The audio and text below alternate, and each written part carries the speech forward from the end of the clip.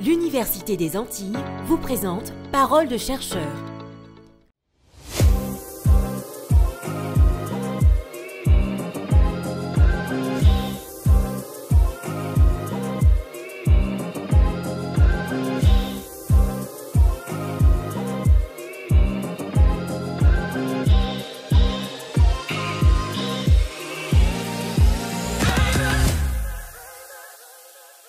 Bonjour, je m'appelle Omeya Desmaz et je suis doctorante en géographie en deuxième année. Je travaille au laboratoire caribéen des sciences sociales à l'Université des Antilles en codirection avec l'Office de l'eau. Ce qui m'intéresse, c'est de comprendre comment l'histoire post-coloniale intervient dans l'histoire de l'eau en Martinique.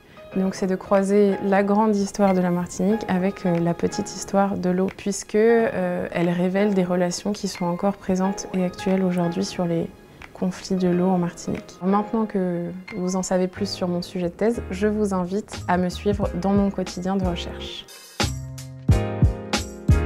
Pour collecter des données nécessaires à ces recherches, Omeya mène des observations sur le terrain. Nous sommes ici à Cœur-Bouliki, dans la commune de Saint-Joseph. On est sur le site de Cœur-Bouliki, à Saint-Joseph, où passe la rivière Blanche. Et c'est un endroit assez intéressant pour moi pour faire des entretiens aux usagers de l'eau, puisqu'il y a des formes informelles d'approvisionnement en eau potable. Et il y a aussi une zone de captage pour la production d'eau potable, pour le centre et le sud de la Martinique. Dès que j'ai besoin d'eau, je monte tous les 3-4 jours à peu près. D'accord. Et toujours recharger mon eau. Et c'est voilà. Pour la cuisine. C'est pour la cuisine et boire. Et boire. Et faire mes jus, mais je ne touche pas l'eau du robinet. Voilà, l'eau du robinet, c'est pour la douche uniquement. D'accord. Et il y a plein de petites sources. Il y en a au Vauclin, il y en a sur la route de Balata, il y a des sources partout cachées. À l'université, le directeur de thèse guide la doctorante dans ses recherches. Bien, nous revoilà à l'Université des Antilles. Je vais rencontrer mon directeur de thèse, Jean-Raphaël Gros-Desormeaux, au LC2S, pour des questions de méthodologie. Bonjour Jean-Raphaël, bonjour Pascal. Ça va? Très bien. Est-ce que tu as un moment pour qu'on fasse un point? Oui, sans problème. Oui? Dans 5 minutes? Ouais, tu me donnes 5 minutes, j'arrive. Merci. Le travail de la doctorante varie entre les recherches sur le terrain et en laboratoire.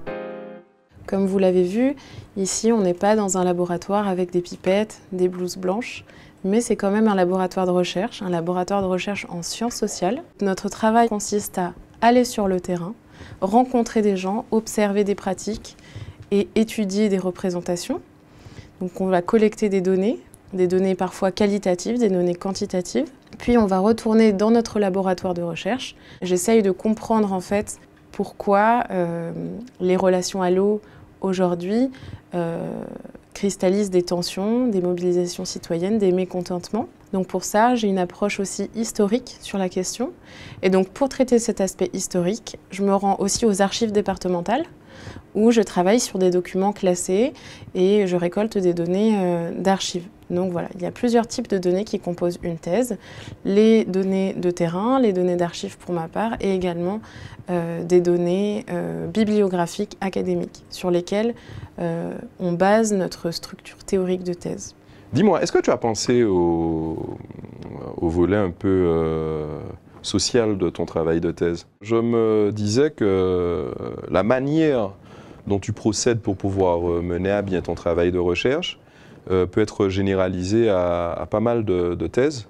Ce type de démarche pourrait être répliqué dans différentes administrations publiques ou semi-publiques, des collectivités territoriales, et que aller vers ce type de dispositif, ce type de montage avec ce partenariat entre le monde académique et ce monde beaucoup plus opérationnel serait porteur à la fois pour les opérationnels qui ont souvent le nez dans le guidon et qui ne prennent pas suffisamment de recul par rapport à ce qu'ils font au quotidien, et puis pour nous du milieu académique qui sommes parfois complètement déconnectés de la réalité et produisons des réflexions qui sont souvent très théoriques mais qui ne permettent pas aux opérationnels d'être plus efficaces dans leur pratique quotidienne. Avec ce type de partenariat, la thèse devient concrète puisque le travail d'Omeya nourrit celui de plusieurs organismes comme l'Office de l'eau notamment.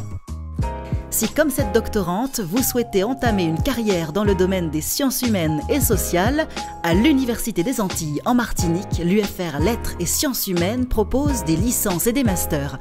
À la suite d'un master, les diplômés peuvent ensuite poursuivre leur parcours à l'école doctorale de l'Université des Antilles dans l'une des nombreuses unités de recherche.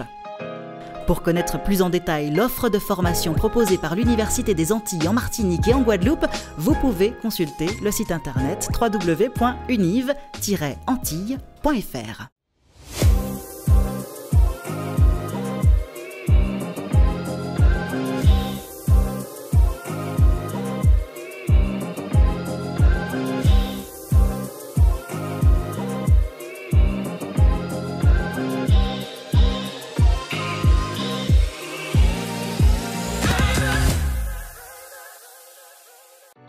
L'Université des Antilles vous a présenté Parole de chercheur.